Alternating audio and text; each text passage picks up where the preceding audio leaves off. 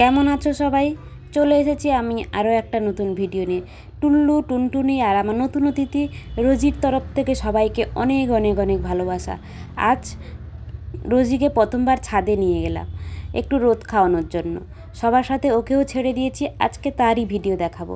আর আগের থেকে বলে দিয়েছি, যদি আপনাদের ভিডিওটা ভালো লেগে থাকে একটা লাইক করে দেবেন আর কমেন্ট করে দেবেন। আরও যদি বেশি ভালো লেগে থাকে তাহলে একটু শেয়ার করে দেবেন। চলে আসুন, দেখাচ্ছি ছাদে আজকে নতুন বাবুটা কি করেছে, মানে রোজি কি করেছে। ওই যে দুজনে আমাদের বুড়ো গাদ্ধা, দুজনে রোদে গড়াগড়ি খাচ্ছে রোজকার মতো।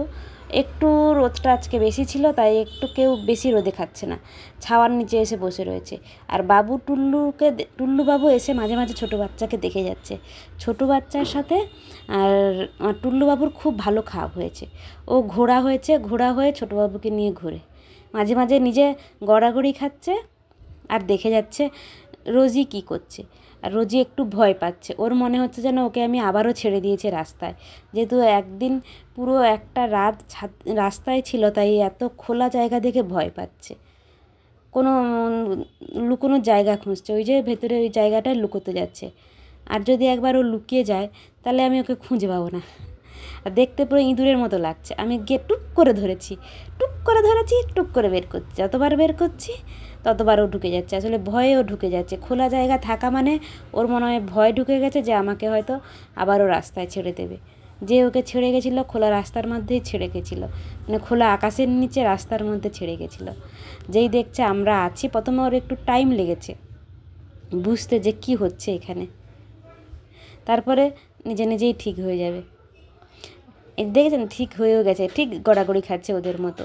একটু রোদ না খাওয়ালে হয়, ছোটো বাচ্চা, রোদ তো লাগাতেই হবে শরীরে, তাই নিয়ে এসেছিলাম ছাদে। আর দেখতে কেমন লাগছে আপনারা বলুন? আমি বলি, দেখতে ওই ইঁদুরের মতো লাগছে না? যে ওই খালপাড়ে কিংবা ড্রেনের পাশে যে একটা ইঁদুর থাকে না, বড় পেট মোটা ইঁদুর, ঠিক ওর মতো লাগছে দেখতে ওকে। আমি আর আমার বোন দাঁড়িয়ে দাঁড়িয়ে হাসছি, পুরো ইঁদুর বাচ্চার মতো দৌড়ে দৌড়ে বেড়াচ্ছে। আপনাদের কেমন লাগছে আমার এই ইঁদুর বাচ্চা কাম বিড়াল বাচ্চা রোজিকে? অবশ্যই জানিয়ে যেতে পারেন। আর অনেক খোঁজাখুঁজির পরে লাস্টে ও এই জায়গাটা খুঁজে পেয়েছে। এই যে গলি মতো ছোট্ট একটু জায়গা আছে, সেই দেখে টুল্লু দেখতে এসছে। টুল্লু সব কিছুর সাথে শেয়ার করে ওকে। এখন শুধু আমার সাথে পারে না, বাকি ও নিজের খাওয়ারটাও ওকে ছেড়ে দেয়, ওকে সাথে ঘোরাঘুরি করে, কিছুক্ষণ দেখতে না পেলে খোঁজাখুঁজি করে।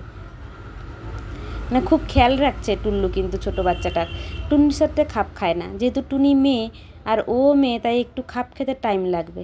আর ছোটোবাবু একটু ছাওয়ার দিকে যাচ্ছে, কখনো কখনো রোদের দিকে যাচ্ছে, একটু একটু করে ওর ভয় কাটছে।